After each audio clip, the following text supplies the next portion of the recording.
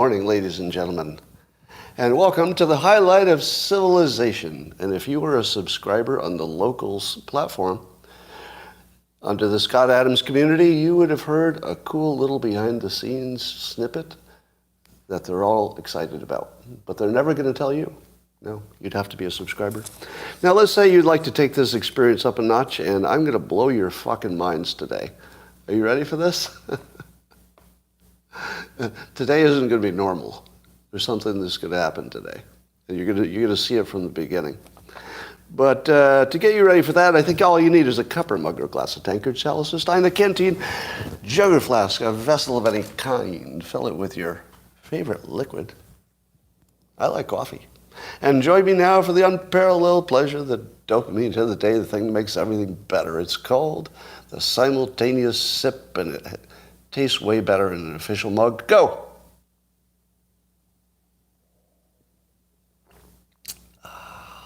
Good. Thank you, Craig.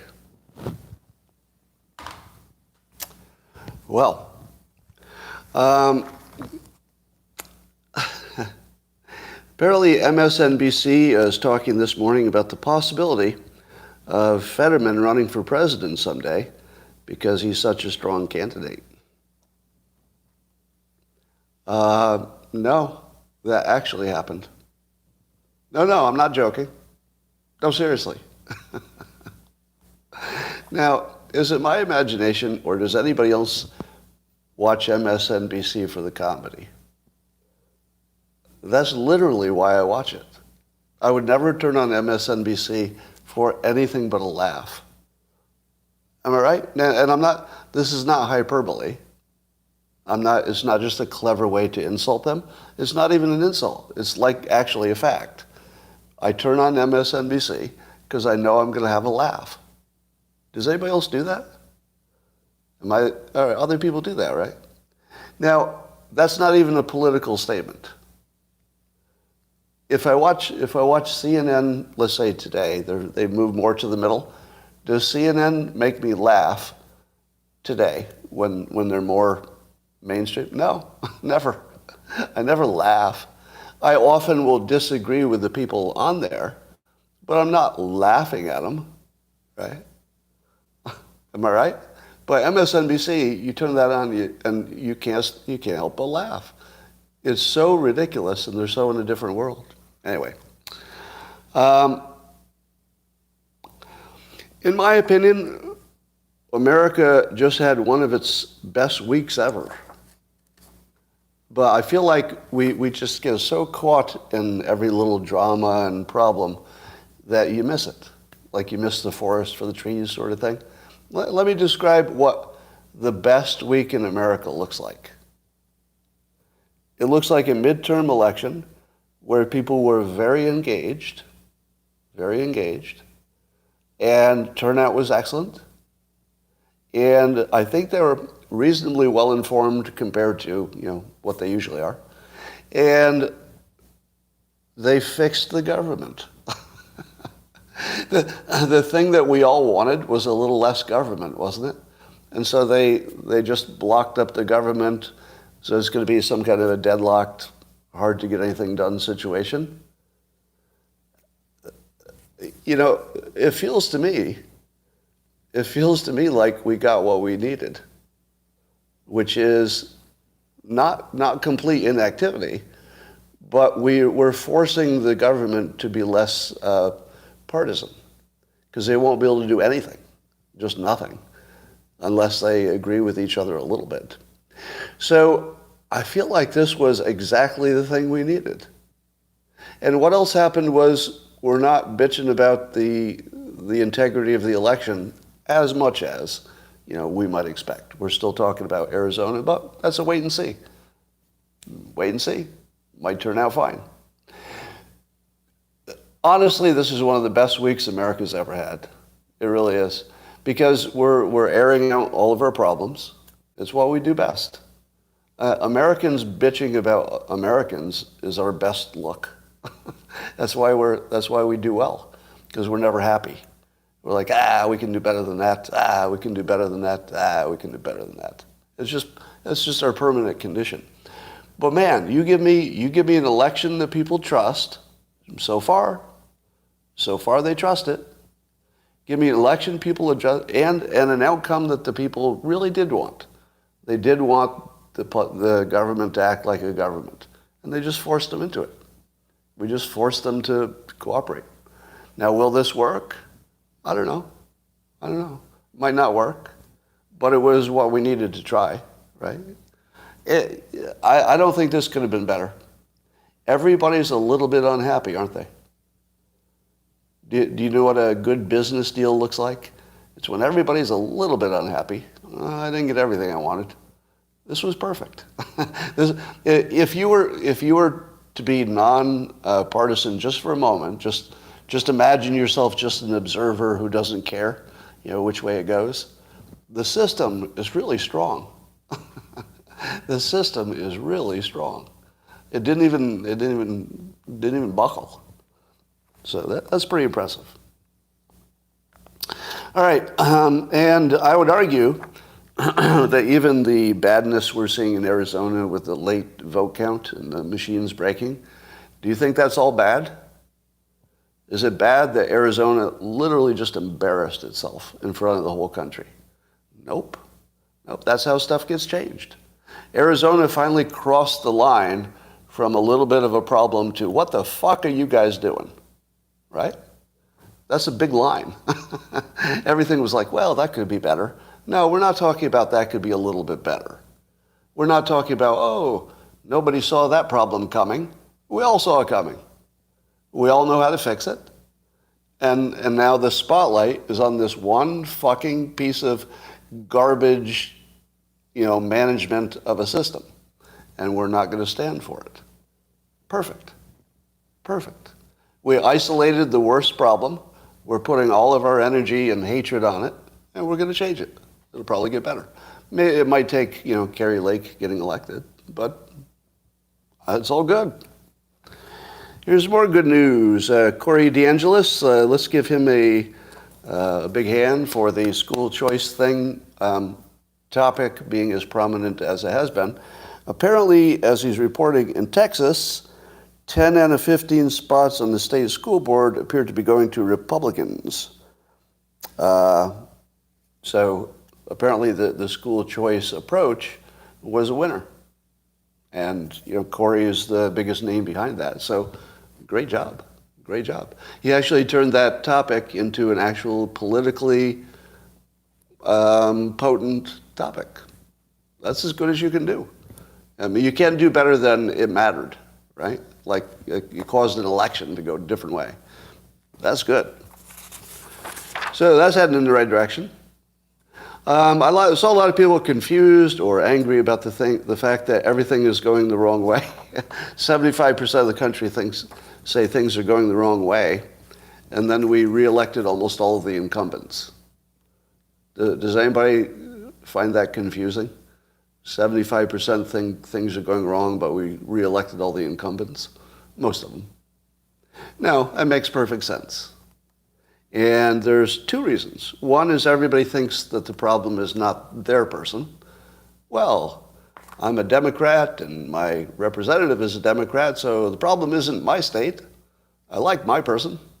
But those other states should do something differently to fix things.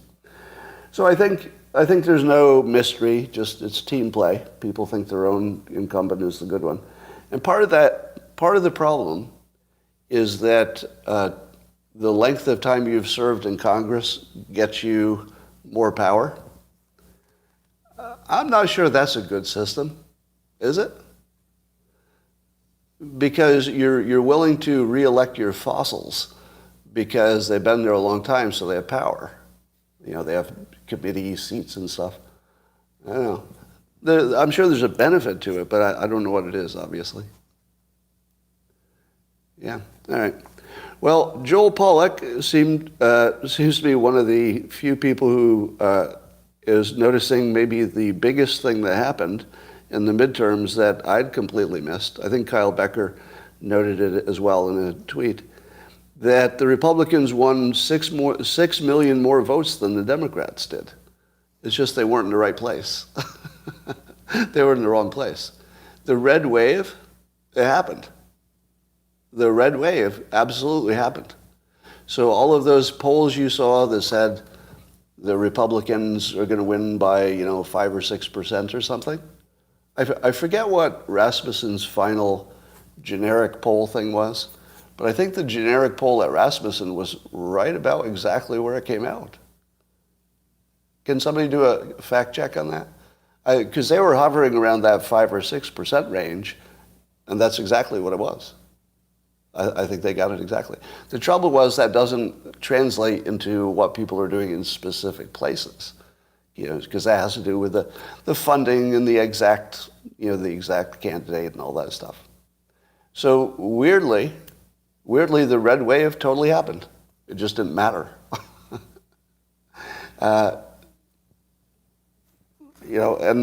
So you read more about that in Breitbart. Joel Pollack writes about that.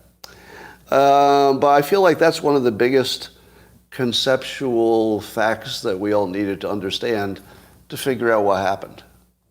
Can we now say that the Democrats outplayed the Republicans in this election? Would you say that? Just in terms of legal, completely legal, decisions about how to phrase it, how to fund it? I would say yes. No, we'll talk about abortion. But I'm going to say that the Democrats were more capable. I think they did a better election. Everybody agrees, right? And it's hard for us to say that, isn't it? Because most of you are leaning right. But I feel like we can criticize ourselves. It's not me. I'm not a Republican, but I'm glad to see that you're all willing to say, okay, that's on us. That's so Republican. That is so Republican of you. At least you're consistent, right? What's the thing I like best about conservatives? They own their shit. That's what I like best, right?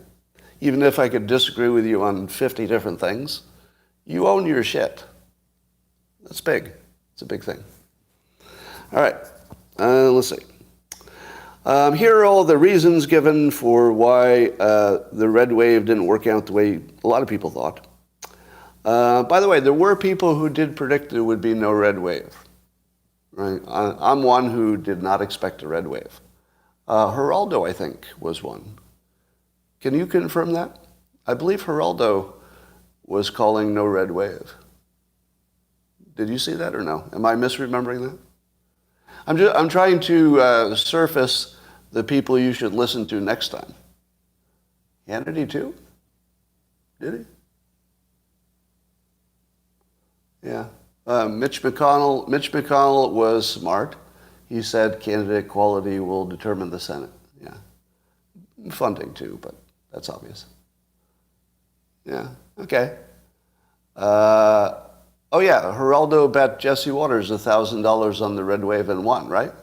And Geraldo won that. All right, I'm only saying that because I always see a lot of anti-Geraldo comments on my feed. And I feel like Geraldo is like a national treasure because he's capable of playing on both sides. And he does both sides exuberantly, right? It's all fully transparent. I feel like we need more of him, not less. And I love the fact that he took the, opening that safe. Who was it? Al Capone's safe. I love the fact that that didn't hurt him. Like he's an energy monster. More energy, more better. He just went with it. No embarrassment at all. I love that about him. He's one of my favorite people, I have to say. So here are reasons why Republicans didn't do as well. How many of you think Lindsey Graham was an idiot for pushing abortion hard when he did? Now, my understanding is he just sort of automatically does that same bill every year or something. So I think he was just sort of on autopilot saying, I do this all the time, I'm just going to try it again. But I feel like it was a huge mistake, wasn't it? I don't know what percentage of the outcome we can attribute to that. Now, on one hand, it was also transparent and honest. right? Why he did was transparent. He was asking for what he wanted. He was honest. There was no trick to it. It's what he wanted. And he was consistent. He was transparent, honest, and consistent. But strategically, maybe not that perfect. So that could have mattered. In some cases, there were bad candidates, as we all talk about Fetterman, et cetera. But I think the candidate quality disappears when the election is so close that one candidate will determine who controls, Congress, right? So I think candidate quality only matters when it's not that close. Team play. People just voted for their team. How important was that? That's always the baseline. So, that's team voting is going to explain 95% of every election.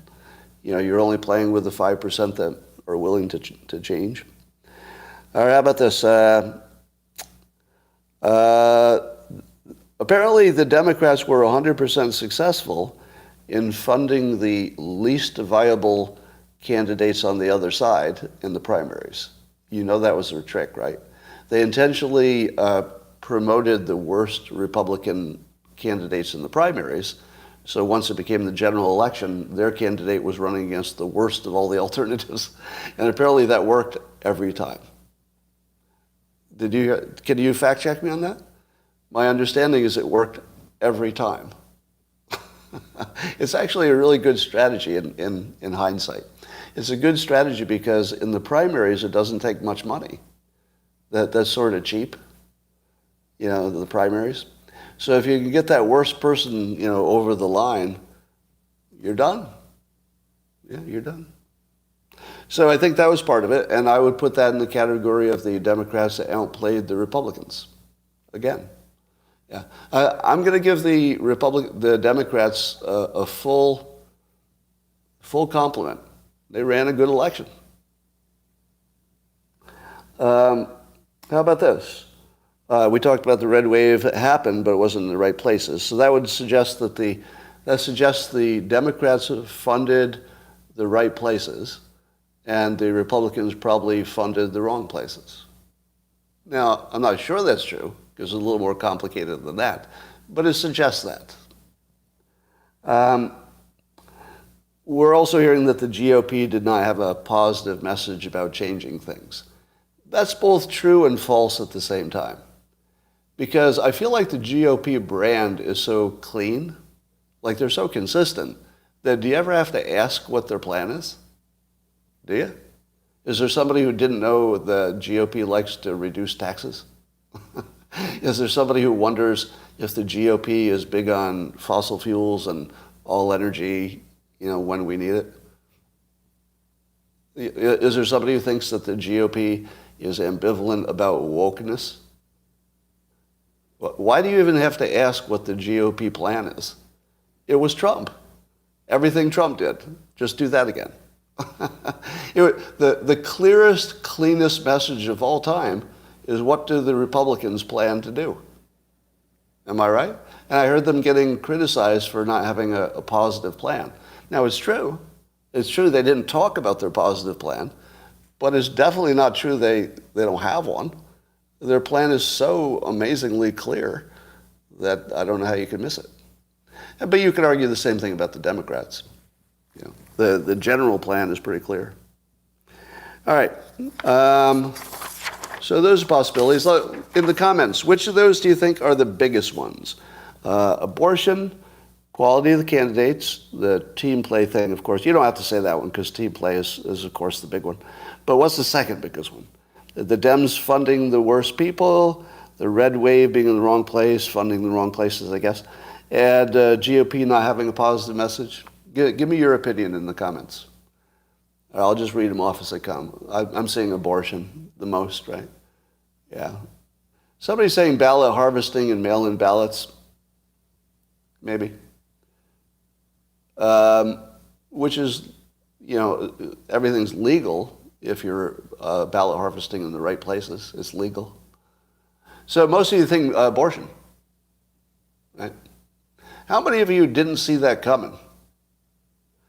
I'll tell you my point of view. I don't think I said it out loud, but correct me if I ever said this out loud. But when I saw the Supreme Court ruling against Roe, and then I saw Lindsey Graham doing his, attempt at legislation on abortion, I said to myself, you just threw away all of your advantage. I thought the Republicans threw away everything. I thought it was years of work and they just flushed it down the toilet right in front of all of us. That's what I thought. So to me, the election went exactly the way it should have. That's the way it should have, right? If your party makes a mistake that big and it doesn't affect the election, I don't know what to think. That looked like the biggest, most obvious mistake anybody ever made. I think that one's one for the ages. Now, the Supreme Court, you couldn't help, right? The Supreme Court's on its own schedule. Can't help that. But the Lindsey Graham thing was such an obvious cell phone that I don't know. It's hard to explain it. But let me give him a compliment. He was honest, consistent, and has a moral standard that he's pursuing. I don't hate that, but strategically bad. All right, now I'm going to tell you the real answer. You're all wrong. All of those reasons you gave, they're all wrong. Who made the difference? Who made the difference in the election? What demographic group dominated the result? Young people of what kind? Unmarried women. Young unmarried women were the dominant, okay? And those young unmarried women, they were getting their news from Fox News? Fox News? Is that where they were watching? Were they watching television news? Were the young single women watching a lot of television? Getting their news from television? How about Twitter? Twitter's mostly male. By the way, could somebody give me a demographic on that? Twitter is mostly male, right? So what would be a large media kind of a platform that young women tend to gravitate toward more than other people? Yeah. You see it? TikTok. TikTok is the primary communication to young single women. It's owned by China. Do any of you use TikTok? Here's a question. Have you ever seen anything on TikTok about border security? Border security. It's all over TikTok, isn't it? Nope. Probably never seen it. Now, I'm not on TikTok, so I have to ask this question. First of all, how many of you are on TikTok? Are there enough people watching here that you can even answer this question? Yeah, I want to see some yeses. Any TikTok people? A lot of no's.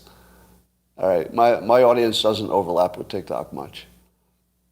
All right, so I don't know if any of you know this, but how many TikTok users have seen a abortion-related TikTok? Anybody? Have you seen any abortion communication on TikTok? I'm seeing yeses. Right. Now, you know who owns TikTok, right? Everybody knows China. It's a Chinese company, which means the Chinese government can tell this company to do anything they want. Anything with the algorithm. You see it, right? The group of Americans that controlled the election outcome are the group of Americans that China controls through TikTok. Do you find that a coincidence? This is exactly what I've been telling you was going to happen. Just as when Lindsey Graham did the abortion thing, I said, uh-oh, Republicans are fucked, obviously. Obviously they're fucked. And they were. Right? Allowing TikTok, a Chinese company controlled by China, to be the primary channel for the most important group of voters in the United States, do you see any problem there? And that fucking thing is still legal. That fucking thing is still legal. And it will stay legal as long as Democrats find an advantage in it. because at this point, it's working for them. So the Democrats have no reason to take China's influence out of the election because it's the same as theirs. It matches. Now, would you accept the following as fact? Fact, China owns TikTok. Fact, TikTok decides what you see. Fact, the biggest group of people in America watching TikTok are young, single women.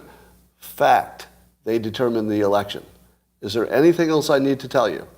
Why is TikTok still alive today? Why is TikTok, why is that app still working in America? Why? Am I the only one who fucking noticed? Am I the only one who fucking noticed? Did you see this in the news? Who mentioned it besides me? Did you once see this in the fucking news? Did you? No, it wasn't in the fucking news. Do you know why?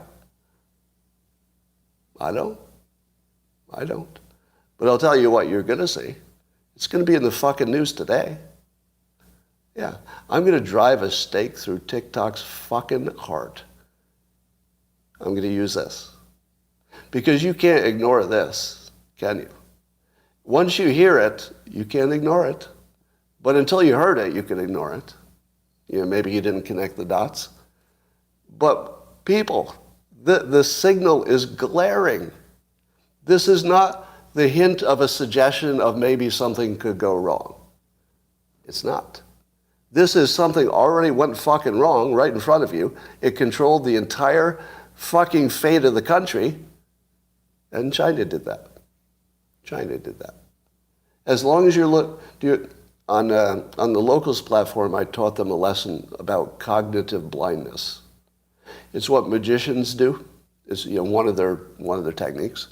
And cognitive blindness is where you talk about one thing, and then people's minds enter that frame. And once they're in a certain frame, they're blind to things that are completely obvious. And you could easily see it, but your mental frame just moved off it for a moment. That's what's happening here. If your frame was correct, you would say, who controlled the election? Young women. Where do they get their news? China. Is there anything else to fucking say about it? Is there any complexity to it? Is there anything confusing? Do you see anything confusing? No. This is not confusing. This is China. They're influencing our elections. They just decided who runs our Congress. Now, suppose you say to me, Scott, that's hyperbole. We do not have proof that they consciously affected our elections. Big fucking deal. They just showed they can. They just showed they can. And you're not going to stop it now? I don't even care if they did or didn't, because I actually like the result of the midterms. They may have helped us out. It may have been a favor in disguise. But, because I like our inactive Congress. But so do they. So do they. I think they like our inactive Congress too. Now ask yourself if your elected representatives are going to do anything about this. If they don't, you don't have any elected representatives. You just have elective assholes. An elective representative would get rid of fucking TikTok tomorrow. But these are just elected assholes, right? An elected asshole just has to shit. So that's all you'll see. You just see them, get elected and shit. Fucking kill TikTok. We could not be more obvious or more bipartisan. Well, I suppose it's not bipartisan if one side likes it. But it should be. It should be bipartisan. Show me one person who disagrees with me. Anybody. In the comments, you disagree with almost everything I say, some of you, right? Show me one fucking person who disagrees with this. Nobody. Nobody. Not one fucking person. And you're not going to see any action on this today, I predict. You'll see some news on it. But I'll bet you won't. I'll bet you won't. You're not going to see any government action. You're not going to see any senator say, oh, let's put this at the top of the list. You're not going to see anybody. I don't know why exactly, but you're not going to see it. All right. Let's talk about fentanyl also coming from China through the cartels. Now, do you know why we're not giving Ukraine our best weapons? This will tie back to fentanyl. Why are we not giving Ukraine our best stuff? Biden said that we have these HIMARS systems. There are two types. One will go 600 miles, and we're not giving Ukraine that kind because that would allow them to attack inside of Russia. But we're giving them the 60-mile type so they can, do defensive stuff near their border. So why does Ukraine not get the good stuff? The answer is because there's a price tag on it. Putin put the price on it. He said if you give them the good stuff, it's nuclear war. Now, maybe he's bluffing, maybe he's not, but he put a price on it. Right? So we said, whoa, that price is too high. What's the price of giving them the 60-mile stuff? And Putin says, well, I'll fight really hard against the Ukrainians. And we say, okay, that price is acceptable. And then we send Ukraine a bunch of 60-mile HIMARS. Right? Now let's take fentanyl. What price did we put on it for China? What's the price? They're killing our people. How about the cartels? What's the price? Nothing. No price. No, if you want to stop fentanyl, you say to China and the cartels, here's your price. Here's your deadline. Here's your price. This is what we're going to take from you and keep forever. I don't know what that would be, but we're going to take it and we're going to keep it forever. Whatever it is. How about we say we're going to give Taiwan HIMARS with 600-mile range unless you get rid of fentanyl. Is that a price? That's a price. I'll bet we're not giving Taiwan the good stuff. I would say to China, we're going to arm Taiwan until it can destroy your whole fucking mainland. All we're asking is stop the fentanyl. Now, I'm not saying that's the answer, but there is something that China wants that we can take from them. Isn't there? Is there nothing we can take from China? I'm sure there is. I'm sure there is. We could kick out 100% of their students. Right? There's something we can take from them, and we have not put a price on it. So how serious are we if we didn't price it? Price it, right? Price the fucking thing. How about the cartels? What's the price to them of doing fentanyl? It's just profit. Because there's no greater risk because of fentanyl than the other stuff they were doing. There's no price at all. The price to the cartels is we should give them the date they'll disappear. We could do that. We just say, March 1st, 2023. If we see 1 ounce of fentanyl come across the border, all of your operations will disappear in 24 hours. They'll all be gone. And on that date, they'll all be gone. And then do it. And then you say, all right, if you rebuild them, we're looking at April 1st. And then you go and you take all their shit. Just take everything. But if we don't put a price on it, you're going to get the result you have. So let me ask you this. Who in our government is even serious about fentanyl? Nobody. Nobody. And all of you saying, oh, Carrie Lake, she's tough because she wants to work on border security. That'll take care of 5% of it. No, that's the magic trick. The magic trick on fentanyl is you're looking at the border, and that's just misdirection. Border security, very good. I'm a fan. I want the tightest border we could get. It isn't the fentanyl solution. It's just a part of it. What about legalizing alternatives to fentanyl? In my opinion, legalizing fentanyl itself for recreational use would be stupid because it's too dangerous. What the addict wants is the high.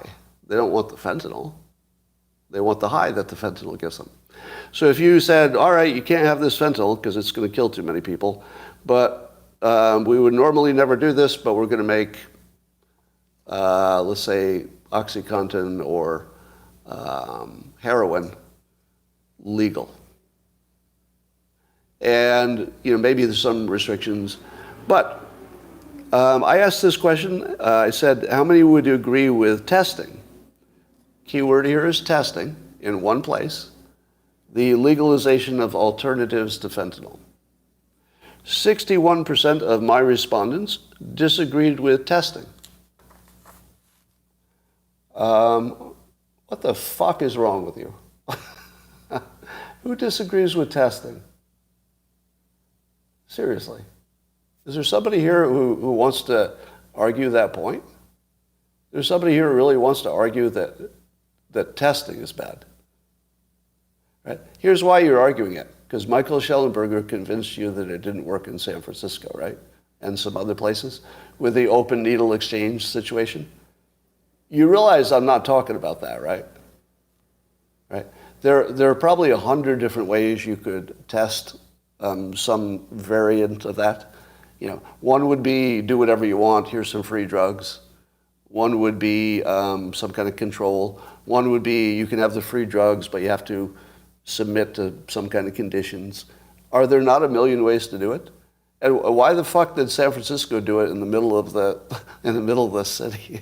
The worst place you could do such a thing, right? I guess that's where the people were. But are you telling me there's no other way to do a limited test? Of course there is. What you should take away from Schellenberger's reporting on the open air drug things that didn't work, what you should take away from that is what doesn't work. Right? It doesn't work. So don't do that. So if you think that I'm saying reproduce the things we already tested that didn't work, no. That's why you test things. Yeah, move them to Pleasanton. If you put them in one place, it's fine with me. Actually, I'm going to embrace and amplify you. Somebody said, "Oh, Scott tested in Pleasanton, tested in my town with all the drug addicts." Okay, here's how I would test it. I would have one entity, so it's controlled, hand out pills that are fentanyl replacements for free. Just see what happens. Because there are definitely addicts in Pleasanton, plenty of them. And those addicts would have one place they could go to and get a free controlled pill that is much, much less likely to kill them than something that might or might not have fentanyl in it and they don't know. Right? Are you telling me that would be worse? Let me take this to one person. All right. I know addicts. Do you all know addicts? I guess part of your opinion about why it would differ is how well you know actual addicts, right? I know actual addicts, like the real kind, the no joke kind, like real addicts. If you talk to a real addict, they will tell you they would stop fentanyl in a heartbeat if something's legal and available and safer and an alternative. There's nothing about fentanyl they want. It's just the high. And so if you said to them, okay, you can go buy your own illegal fentanyl and maybe die, or you could have it for free in this nice little storefront, but you might, maybe some of your privacy would be lost or something. So there's a trade-off always. All right, so here's my point. If you ever disagree to testing something small, you're always on the wrong side. You're just on the wrong side. If you say it's been tested, so you don't need to test it again, just be careful you're looking at the same test. Because those open-air addict things, that's not what I'm talking about. I'm talking about literally saying, all right, this one pill that's a pretty good substitute for fentanyl, we'll just make this one pill available. You just have to come get it and then go back to where you were. Don't hang around the neighborhood, but you can get the pill here and go wherever you were. So I would test that. And so the people who say, why are you getting tough with China and Mexico? Because it's really about personal choice. It's not one or the other. If somebody's trying to kill you intentionally, you kill them back, right? It's not that you have better ways to do stuff. You also kill them back. All right. Rasmussen asked, did a poll and asked if people thought that media coverage of the election was balanced. I'm going to give you a little quiz here. What percentage of the general public do you think said that the media coverage was balanced? Oh my God. I swear there are so many geniuses on this live stream. How do you do that? Yeah, it's 26%, which is roughly, some people would call that almost a quarter. Yeah. Huh. Wow. You guys are good guessers. You're handsome and sexy and good guessers. Nice job. All right. Question. So everybody's going to be talking about whether the Trump candidates won or lost. You know, was Trump a plus or a minus? And I heard somebody say that Kerry Lake and Vance were Trump candidates and they won, so that shows that being a Trump selection is a good thing. To which I said, I don't think that had anything to do with why Lake and Vance won. Do you think Trump was a factor in Kerry Lake and Vance? Did Lake win? It's not over yet, is it? J.D. Vance? Yeah, and J.D. Vance spoke about fentanyl, so he's already my favorite politician. But I think that when you hear J.D. Vance talk and you hear Kerry Lake talk, isn't it obvious that they're just operating at a higher level than other candidates? Isn't it like it just like screams? It just screams from the screen, these are not your regular candidates. They would be popular whether they were Democrats or anything else. They're just really good at what they do. They're good in public, they speak well, they're smart, they seem to have the right level of empathy and hard-nosedness. No, they're just really good candidates. Anything you say about the Trump connection is interesting, but you know, you're burying the lead that they're exceptional, just humans. All right, let me get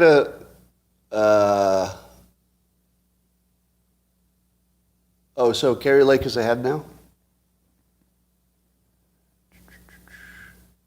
Yeah, it looks like she's pulling ahead. So it sounded like she was confident that because it was the same day votes that are not counted, you know, the day of election, and those usually favor the Republicans. So she should win.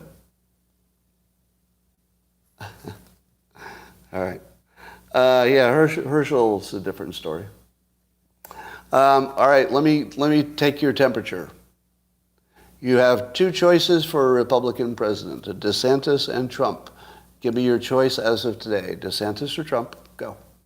Assume they're both running. Assume they're both in the primary, DeSantis or Trump.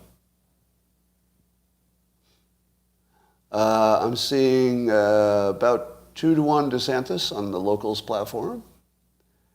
And I'm seeing about 2-1.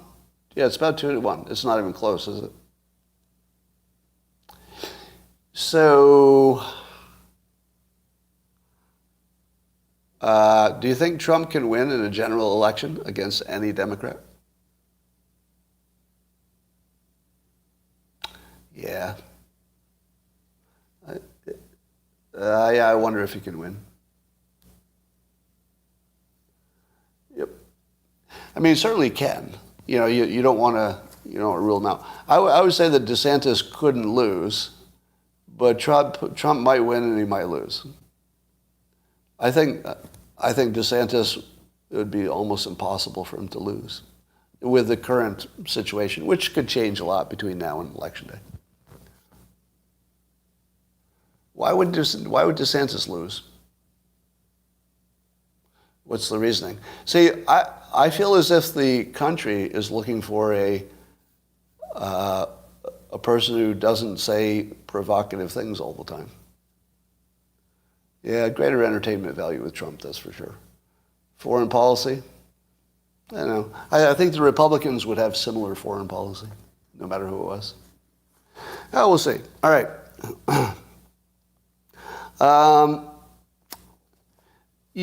Has anybody made the point that bodily autonomy is one of those things you shouldn't mess with? You know, it's funny how many times bodily autonomy was on the midterm election. So you had weed, which is bodily autonomy. Yeah, people are still concerned about vaccinations, bodily autonomy, abortion, bodily autonomy. There's a lot of bodily autonomy stuff that's bubbling up. I don't know if there's a point to that. It's just a coincidence. All right, Russia has announced that it's leaving Kherson, which is a key city in that disputed area. They had once claimed that that was now permanently Russia, but apparently permanently only lasted a few months because they're already withdrawn. Now, the Ukrainians are wary that it's a trick. They think it might be a trick to lure them into urban fighting, which sounds like the worst trick ever. Has anybody ever lured another military into an urban area so that they could attack them better in the urban area? Does that sound like a good trick? That doesn't even feel like a good trick. I mean, I'm not a military expert, but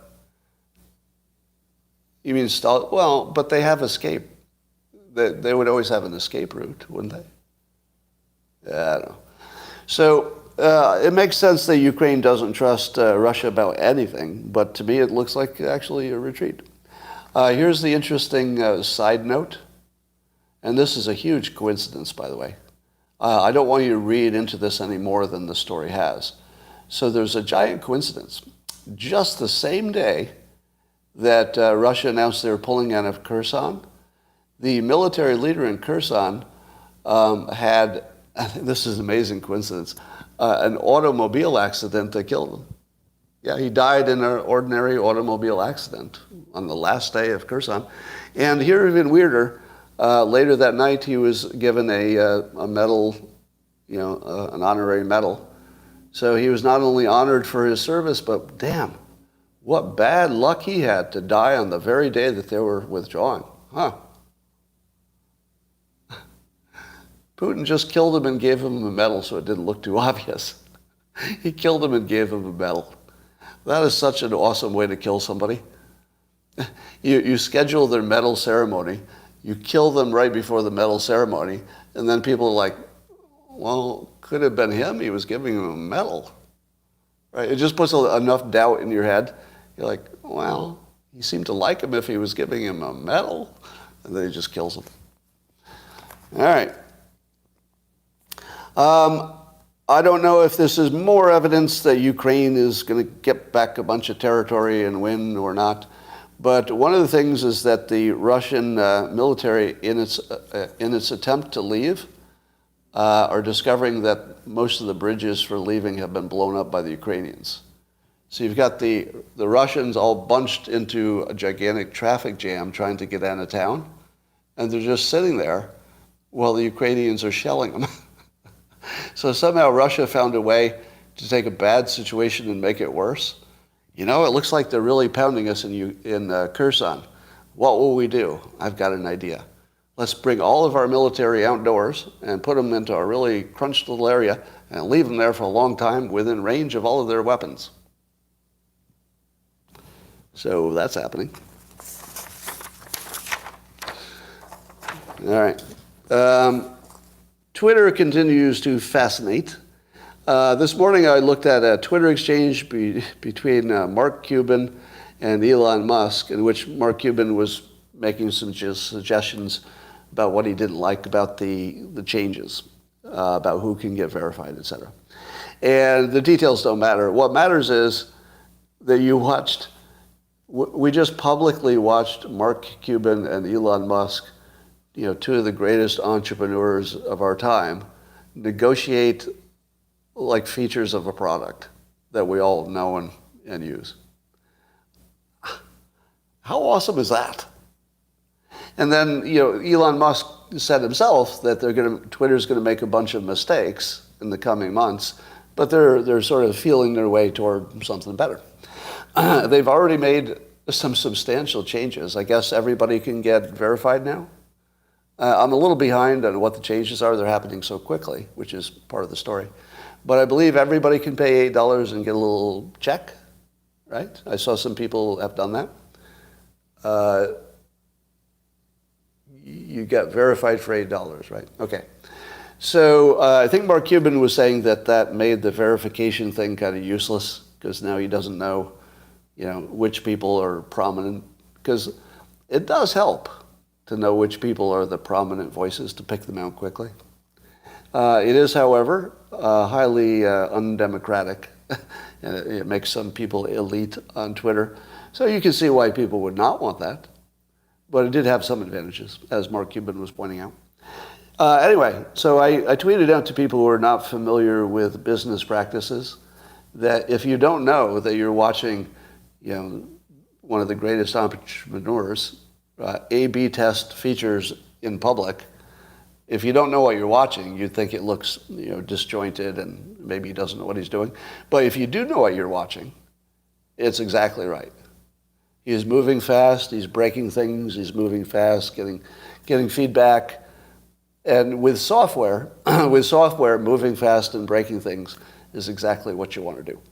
If it were hardware, it's a little harder to change hardware, so you don't. Maybe that's more of a measure twice, cut once.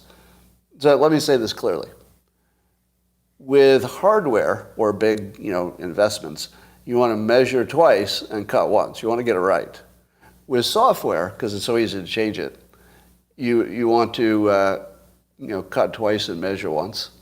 It sounds all backwards, but you can catch your mistakes and fix them so quickly that getting it wrong fast actually moves you ahead. So, all right. How many people on Twitter have noticed that the trolling is down? Are you noticing less trolling? I did notice it, and I didn't know if it was just because I haven't been provocative lately. To me, it looks significant. Now, I would think that the original blue checks, the old style blue checks like me, I would think we would notice it first because we get more troll action than the rest of you, right? I would say my troll ratio is way down, way down. I don't know why. I don't know what change was made. But I like it. All right.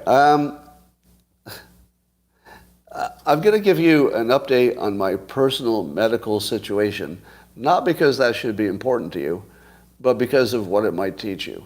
All right? So I'm going to make this useful to you, even though it sounds all self-referential.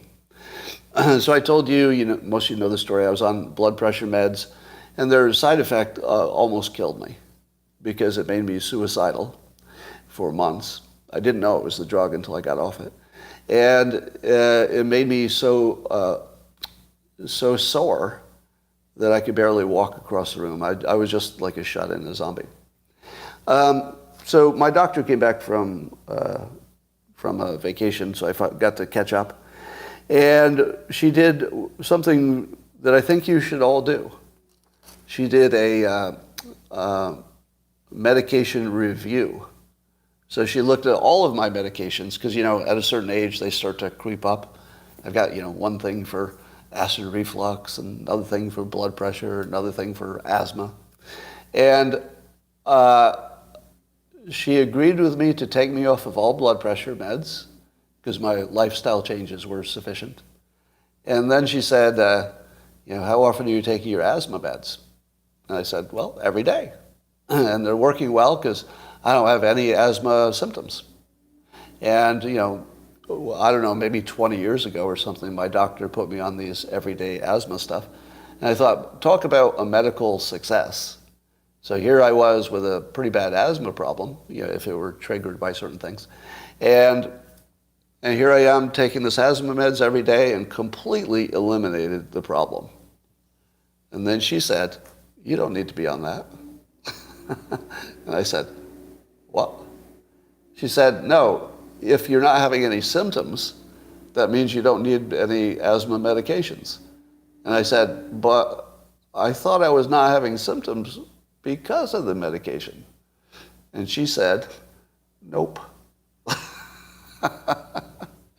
And guess what? One of the side effects of the asthma meds is muscle soreness. Muscle soreness, right? So I stopped my asthma meds yesterday. Now, I had experimented with it, and it didn't change anything, So I've been off asthma meds before just to test, and I didn't feel any different. No triggering of anything. But I thought it was, I just got lucky. But so now I'm completely off of asthma meds, and I'm completely off of blood pressure meds. My blood pressure is fine. My energy is perfect. My body feels like a 25-year-old. The meds were fucking killing me. Now, if you haven't done a medicine review, especially if you're a certain age, if you haven't done a medicine review with your doctor, because remember, this doctor was not the original one who put me on asthma meds. That was like a doctor or two ago. I was just continuing because they told me to. I was just doing what the doctors told me. But you need to check in, because I'm guessing, just a guess, that when I was prescribed to do it every day, that probably was the recommendation. And then the recommendation changed, but nobody checked with me until now. So kudos to my doctor. I like my doctor a lot, which is why I waited for her to return. So she's got me on a good track now. And I did not know how many ordinary medicines cause muscle soreness. Do you know what happens to your life when you have muscle soreness? You are less active. Do you know what happens when you're less active? Your whole fucking life is ruined. It ruins your whole life. You exercise less, and then the spiral happens, right? Downward spiral. I feel like I could run a marathon right now, and I can't even run, 2 miles. But my body is like 100%, and all I did was get rid of 2 meds that I did not know were causing any problems. I didn't know for a long time. So that's my advice. No cat in the house helps the asthma. It might. Yeah, I don't have a cat in the house at the moment. It might. So we'll see. We'll see. That's the good news. All right, ladies and gentlemen, the thing I promise you is that you'll hear things on this live stream that you don't hear on other platforms, and it'll be useful stuff. Did I succeed today? Did you see anything today that you're not expecting to see anywhere else? The answer is yes.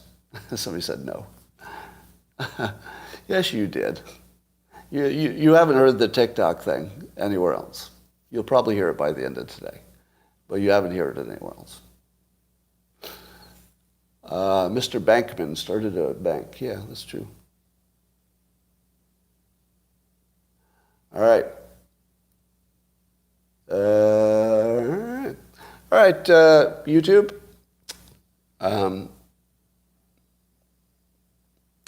Yeah, I noticed that a lot of you enjoy interacting with each other in the comments. So it's partly about the live stream, but it's partly about, it's like a little club. You get to talk to people who have something in common. The weight of glasses on the bridge of nose and sinuses. Well, I've never heard that theory. I did have my sinuses, roto-rooted out a year and a half ago, so that probably helps. All right, enough for now. I'll talk to you, YouTube, tomorrow.